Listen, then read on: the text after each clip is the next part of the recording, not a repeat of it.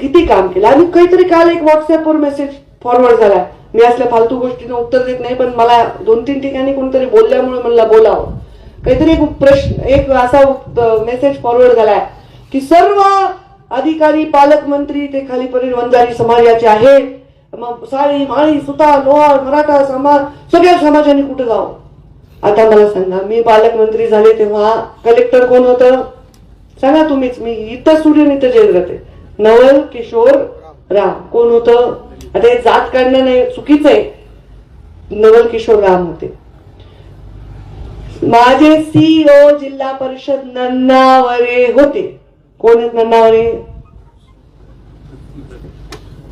Civil surgeon कोण होते.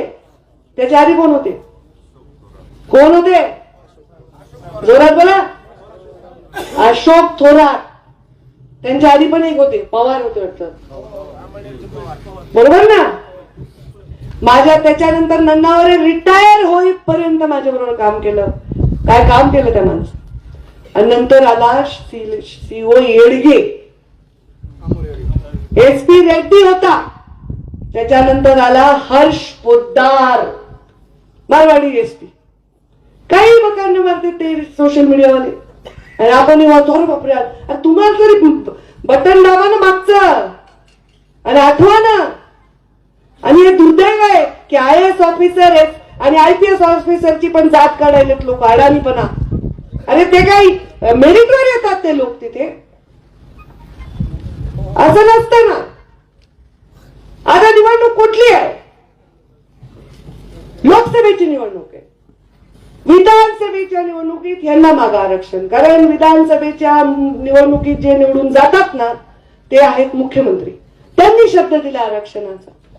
मुख्यमंत्र्यांनी, मंत्रिमंडळाने, विधानसभेच्या सदस्यांनी ठराव करायचा, अध्यादेश काढायचा, मंत्रिमंडळाने निर्णय घ्यायचा कॅबिनेटमध्ये आणि तो निर्णय जाहीर करायचा आणि तो कोर्टात टिकवायचा. हे त्यांचं कर्तव्य आहे. मी इथे पाटा आमरण उपोषण केल्याने मिळत नसतं आरक्षण. आणि इथे कोणीही कोणत्याही गरीब समाजाला मुख्य प्रवाहात आणण्यापासून रोखणाऱ्यापैकी आम्ही नाही. अथवा गोपीनाथ मुंडेंचे वाक्य, अथवा माझे वाक्य. गरीबाला गरीबच म्हणावं लागेल, मागासलेलाच म्हणावं लागेल, मागासलेला पुढारलेला म्हणून कसं राजकारण होईल. अरे आरक्षण हे फक्त आर्थिक निकषांवर नाही, सामाजिक मागासले पण असतं. त्याच्यामध्ये फार मोठी गोष्ट आहे.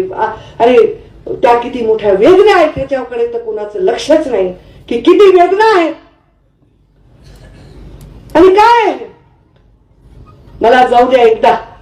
एकदा 5 वर्ष दिलेत ना तुम्ही मला. आधी तुम्ही दिलेत म्हणजे आता 5 वर्ष तिकडे आमदार होते. 5 वर्ष न देऊनही बघितलंय. बरोबर आहे का. मग जेव्हा मी 5 वर्ष पालकमंत्री होते ते दिवस चांगले आहेत का आत्ताचे 5 वर्ष. म्हणजे आता मी दुसऱ्याचे वाईट म्हणते असं नाही बरं का. ते आमच्यावर चालत आता. पण तरी चांगलेत ना. मग आता 5 वर्ष मला देऊन बघा म्हणाले, अजून काय करू. म्हणजे मी तो घोडा आहे ज्याच्यावर तुम्ही डाव लावला तर तुमचे पैसे नाही हरणार.